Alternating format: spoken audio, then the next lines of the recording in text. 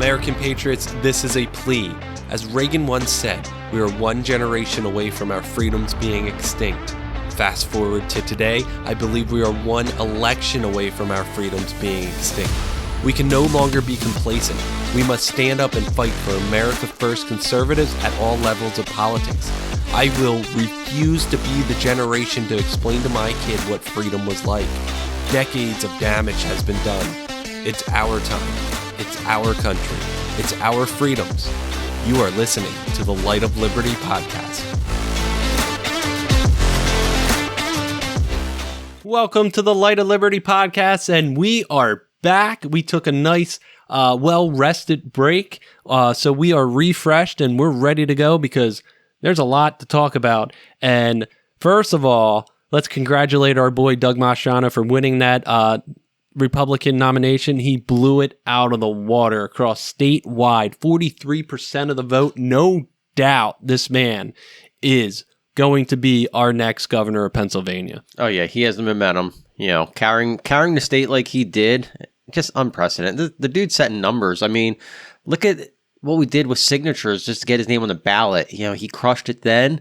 He just crushed it again now. Yeah. I mean, so the excitement. November's going to be great. Yeah, November's going to be fantastic. The excitement is awesome. The victory party was fantastic. Bring back Pennsylvania, right? That's what we want to do, and that's what we want to see. And a little sad I didn't make it to that. Yeah, so Greg, you're going to have to come in November.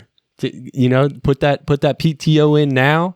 Put the PTO in and get your ass down there, because that victory party, that'll be off the charts, man. I think that one could be worth it. You know, having going into work with no sleep for that one. Yeah, and through all the attacks that Doug endured leading up to the election, just from the media and from the establishment of his own party trying to ruin his campaign. But the guy pulled it through, and 43%. Josh Shapiro, he probably peed his pants a little bit election night. I'll tell you that. Yeah.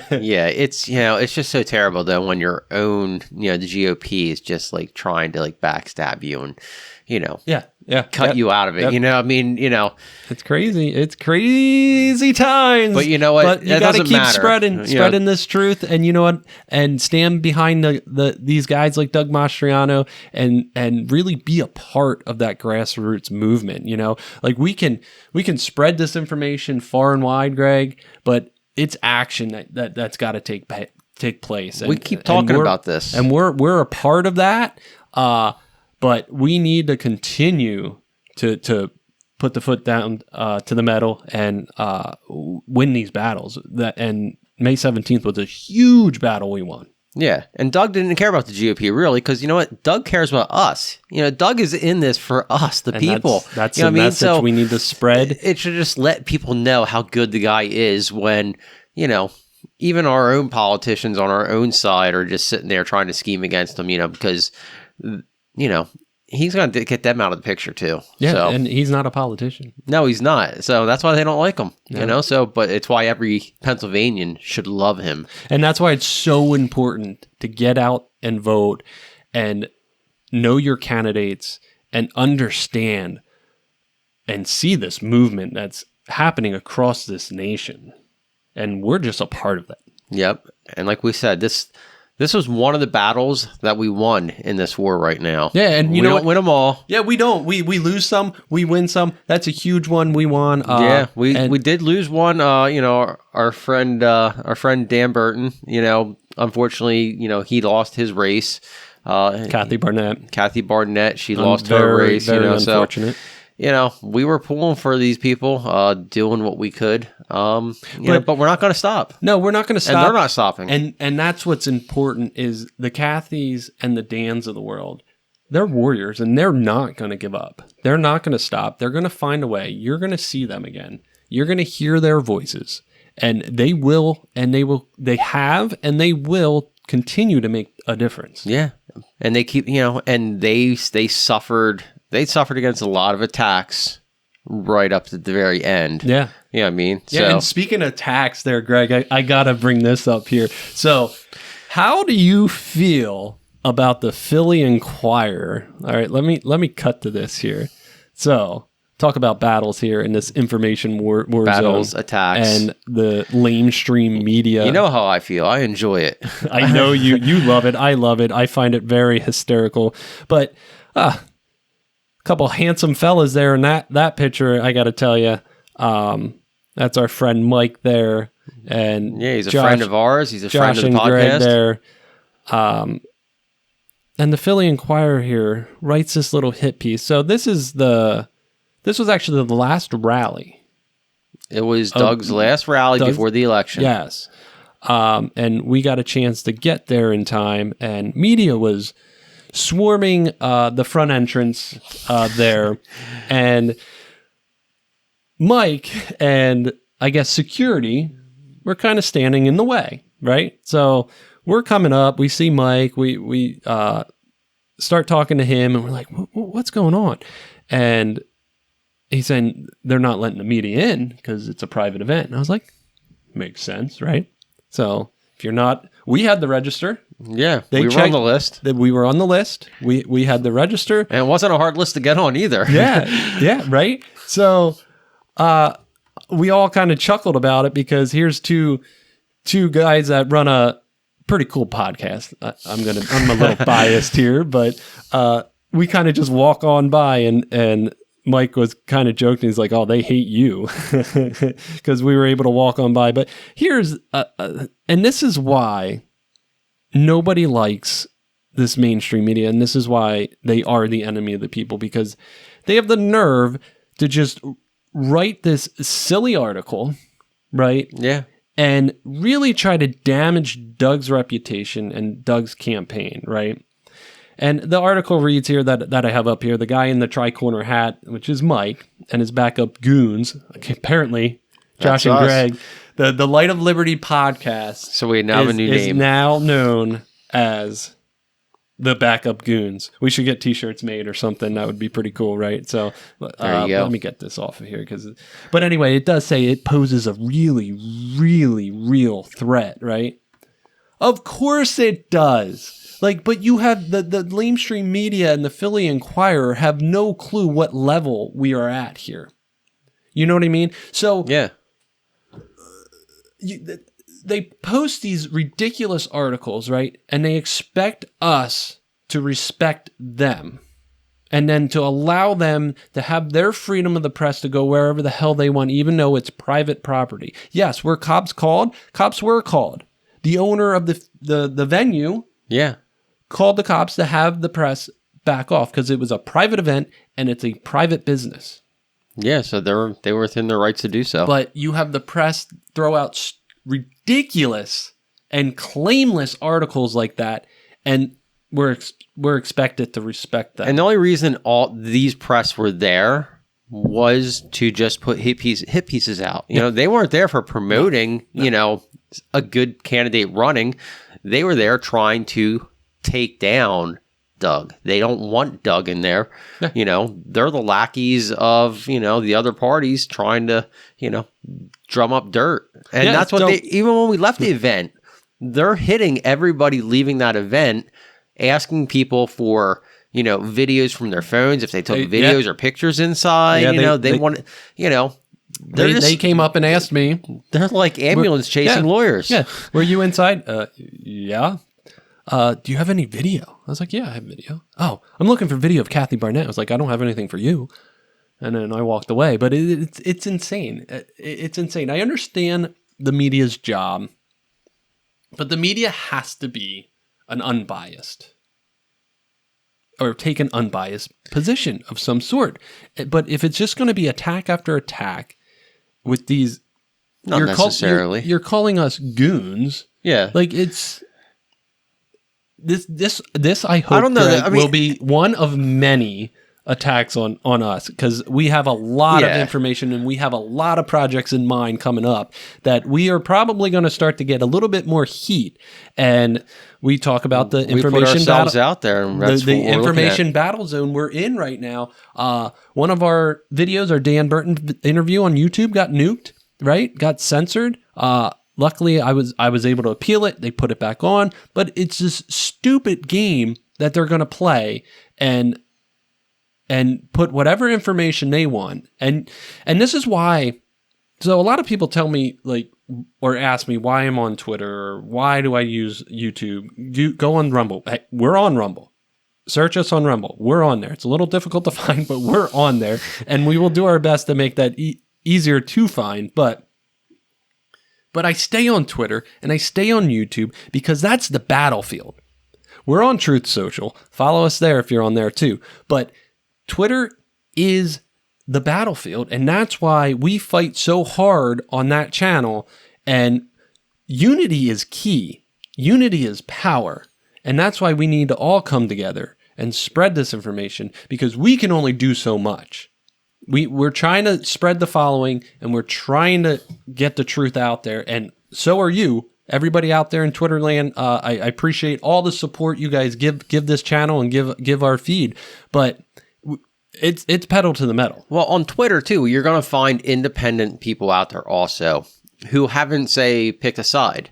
You're going to find the hardcore Democrats on there who have already picked their sides. Yeah. So we strike up these conversations, these battles, these fights with people on Twitter. Not that we're striking them up. It's just anybody who's on Twitter knows it happens, whether you like it or not. There's always going to be a hater out there who wants to drop a comment on your feed, or you're going to drop a comment on theirs, just trying to get your opinion out there. But it starts a conversation, and sometimes it's going to sway people one way or another, but it's the fight that we're going to do. And it's the platform that brings all those together. Yeah. And it's an easy way to spread information that the lamestream media is not going to spread. And we just hope that it stays up long enough for enough people to see, and that we're going to continue to do it. We're not going to stop. We're not going to stop because of some stupid Philly Inquirer article. We're not going to stop if YouTube's going to take down some of our videos, which was complete nonsense anyway. Even though I think it was a day of YouTube attack because Jenna Ellis got one of her videos taken down, I think, with her interview with Kerry Lake from Arizona, and they spoke about election fraud. And we're going to start to dive down and dive deep into this and really try to expose and come up with a plan to fix this issue, or what we can do as citizens to fix this issue. And we got a lot of great ideas coming up, and we got a really, really, really cool project in mind that I am super excited for, and we just got to figure out how to put it together and get it working, because I think it's something special, and I think everybody will like it, and I think it'll be somewhat of a relief if it all goes through come November. But there's more stuff than just sitting here interviewing people and chit chatting and drinking bourbon with Greg. But yeah, I think we're ready to start on this new project and really dive in. We got some cool guests lined up coming up. Hopefully, knock on wood, we're not going to say any names or give out any false hope. Yeah, we don't want to do that. But that we do have plans to expand this and to really get this going. Yeah. Well, before we get too far off topic here, though, going back to us being labeled as goons. The Inquirer they had no idea who the hell we were showing up there. Yeah. And the thing is, we showed up, we had a brief conversation with Mike out in the parking lot, and then we went into the venue. So that could have been anybody, not just us. It could be any stranger in the world who would have stopped and talked to Mike there. And a picture would have been taken, and the same article would have been posted. So it just shows you the Inquirer, they're just making their own story up. They're not actually reporting anything. Yep. That was totally a fictional, speech, not that they just wrote down. It was just a little tale. Let's just tell a story, and put it in print. At the end of the day, make it sound like news. At the end of the day, the joke's on them, because two backup goons are your worst enemy. We can be, the grassroots. I hope we are. The grassroots are your worst enemy. So. And Mike also, and we talked to Mike, and you guys will probably see Mike one of these days because, we're going to have try and get He's him a on the good show guy. here. He's definitely willing to talk to us. So we'll probably get a nice, we'll bring Mike in here and we'll do one of our little rants that we like to do. I feel like this is one of them. Well, just ranting away about this nonsense of lamestream It's media. off the cuff. It's But how we I like tell it. you what, it is what it is, and I have no point in stopping. I mean, there's a lot we're excited about. There's a lot that happened. I mean, like you said, we've been away from. It's been a couple weeks since we sat down and recorded anything here, so we're dipping our toes back in. But right.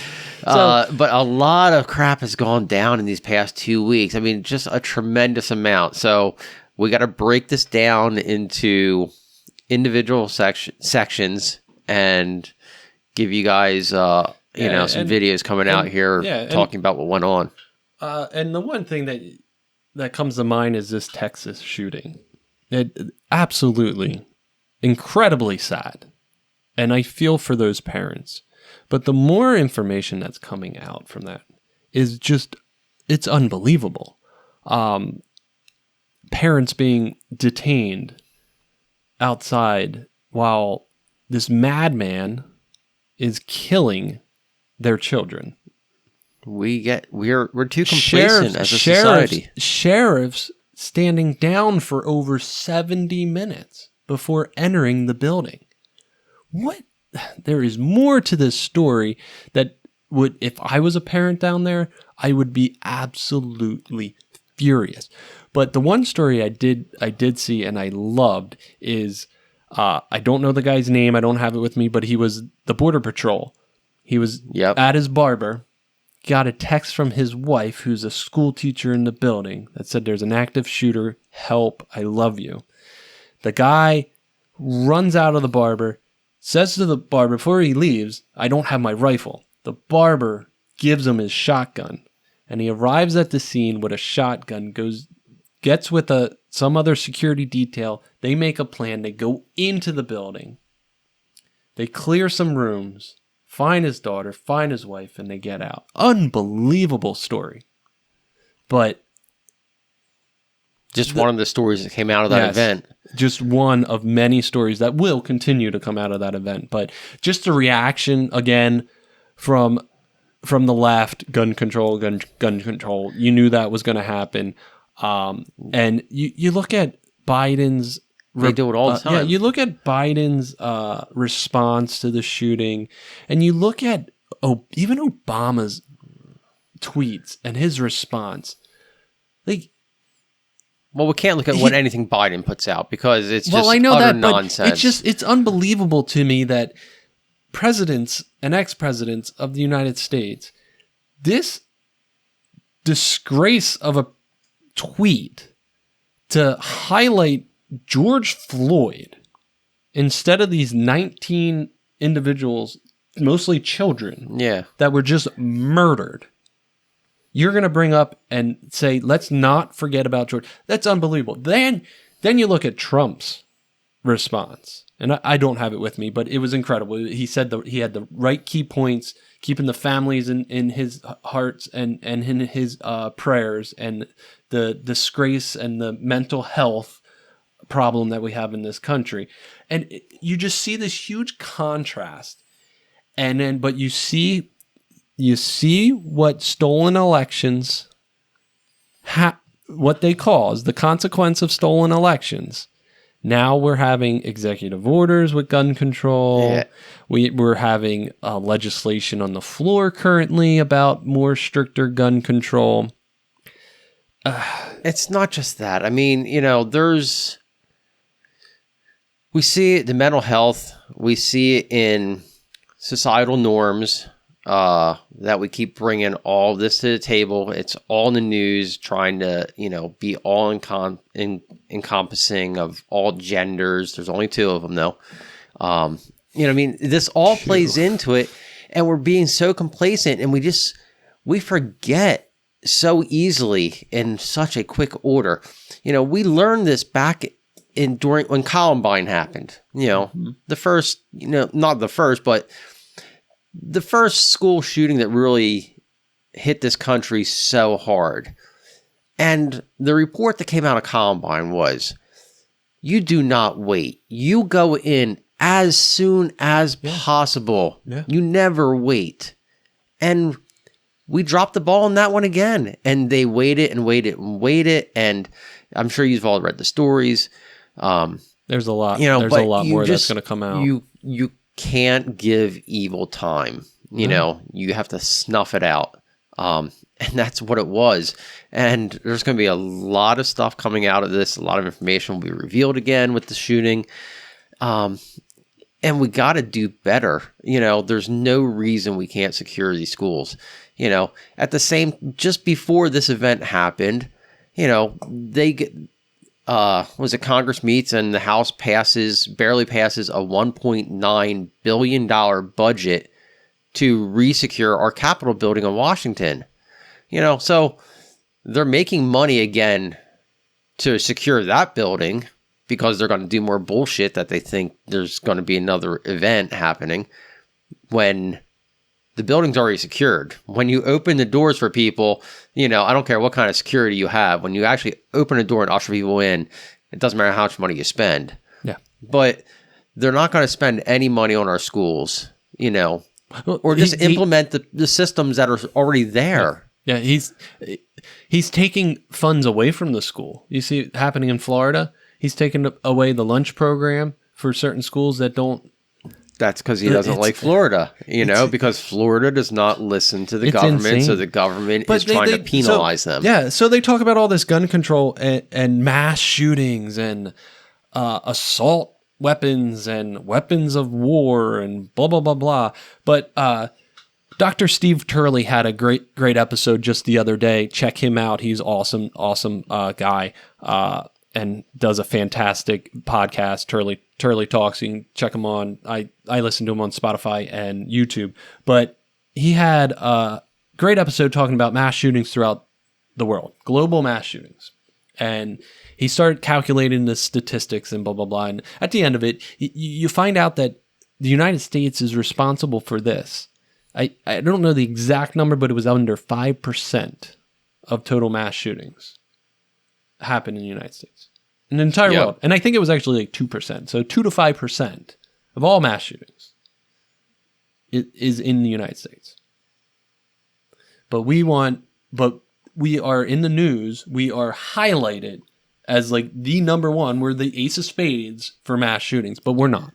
No, and what we are number one for is the amount of guns in a country. Yeah. So I mean, we have the most guns in any country out there. Sure, you know, civilians in this country have more weapons than our military does. Yeah. So if you go into further stats and you do it by how many weapons per mass shooting per country, it's probably a lot, but you can go into all kinds of stats and do what you want. But yeah, here's Turley the number Talks one really broke it down globally, and from like 1980s on, it was a good one. But here it's just the mainstream media just spotlights the United States in this. Yeah, and they try, you know,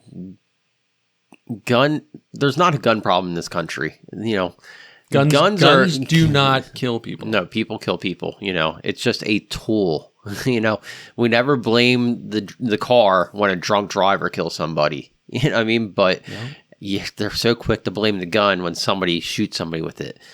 You know, but and they like to talk about how many children are dying from these mass shootings in the schools. You know, the number one killer of children in this world, in this country, in this state, is abortion. Totally legal. Go figure. But that's not an issue. That's not a problem. The hypocrisy. Yeah. It's disgusting. But we got to continue the fight. And we do. And things like this will happen. Conspiracies will come out. Just stay focused on the facts. Don't jump to conclusions, but there's a lot more to this story than we'll probably ever find out. Oh, yeah. There'll be some stuff that probably won't be released. You know, so. Yeah, speaking of released. have you checked your provisional ballot yet? Lately.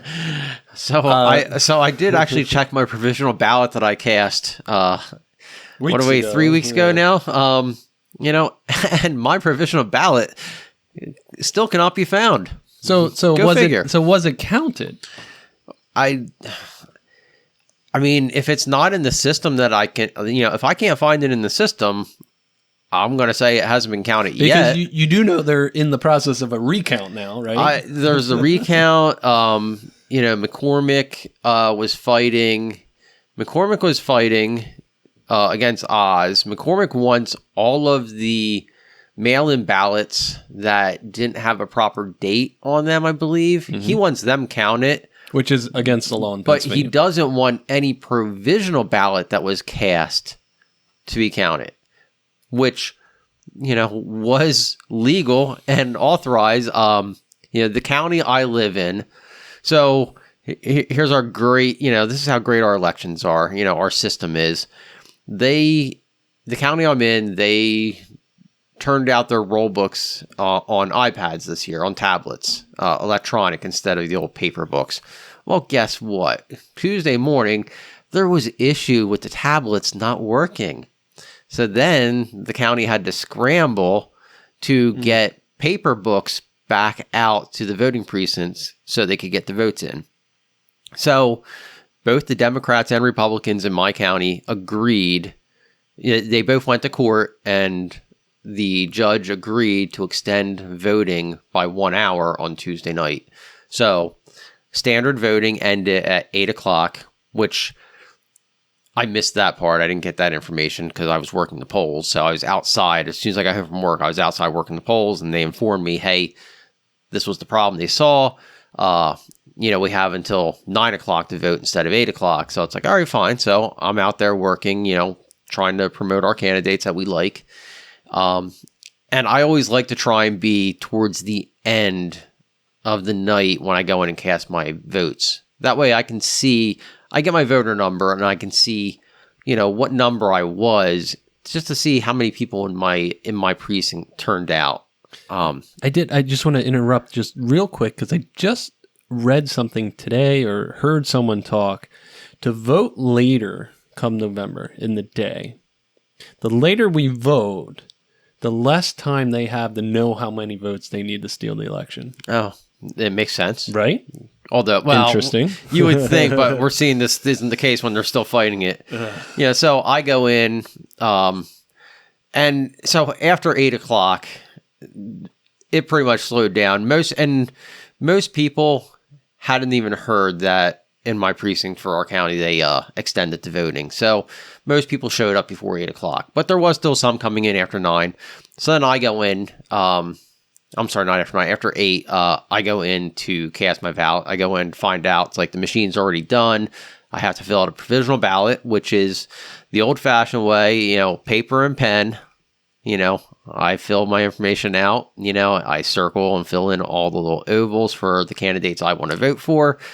I seal it into an envelope and then put that into another envelope, put my information on that again.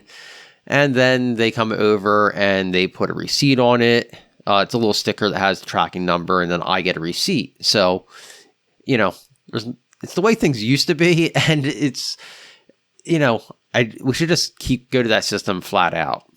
So I have a tracking number. I like the tracking number idea, but like in my precinct, we're all paper ballots. We fill out the little bubbles, but then we feed a machine. Well, and then it gets scanned, and yes. My instance here for provisional ballot, I got a track number, so I would go and track it, and, so far, and I did it again tonight, and still there is, no information found from my tracking number. Yeah, so... And, of course, I can't call... Well, I really need to make the time to do this, to call the county to investigate this, but they're only there till 5 o'clock, and I don't get home from work until after 5 o'clock, and,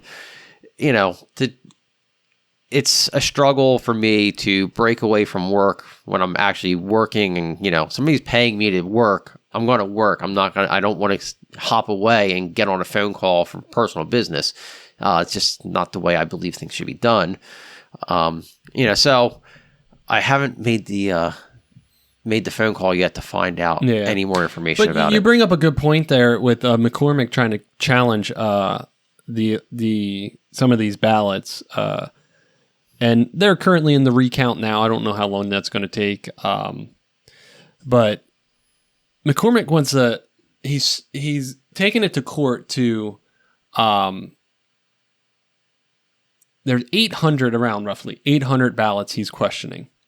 They're all mail-in ballots. They're all ballots that didn't have a date next to the signature. PA law says those ballots without dates are invalid and cannot be counted. That's law. Yep. That's law. You can't challenge that.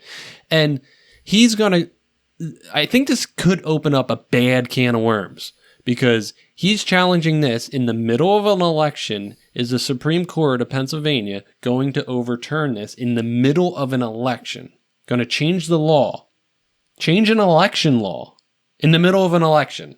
That's going to set precedents for November, and that scares the bejeebus out of me because if the Supreme Court, they did it in 2020, days leading up and even after, they said, oh, we can count more ballots after. They're changing election laws in the middle of an election, and McCormick should know better because this is going to open up a bad can of worms. Because if this goes through, come November, every ballot that doesn't have a date. Yeah. And if you don't want to have it. Now it needs to be counted. So the GOP is even intervening here and saying, McCormick, this is going to be bad. This is going to be harming the integrity of elections.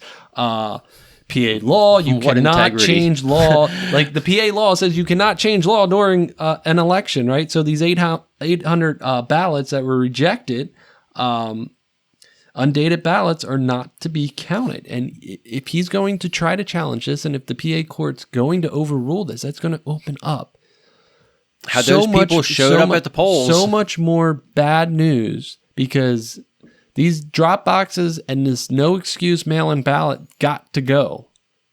It all has to go. And McCormick, man, that race was pretty shocking to me. These electronic poll or registers have to go too. What kind of security? We know electronics, they fail all the time and they can be manipulated so easily. Yeah. So they got to go also. They have got to go. Keep it on paper. And you know who else has got to go? Thanks for joining us. We're gonna continue to fight the good fight. Spread the truth to safeguard the freedoms. Love your freedom. Believe in your freedom. Defend your freedom. Freedom is everything. Have a good night. Good night. We appreciate you for listening to this episode of the Light of Liberty podcast. Please help us share the truth and restore the freedom. Follow us on Twitter at Light of 1776 and listen to us on Spotify, Apple Podcasts, and iHeartRadio.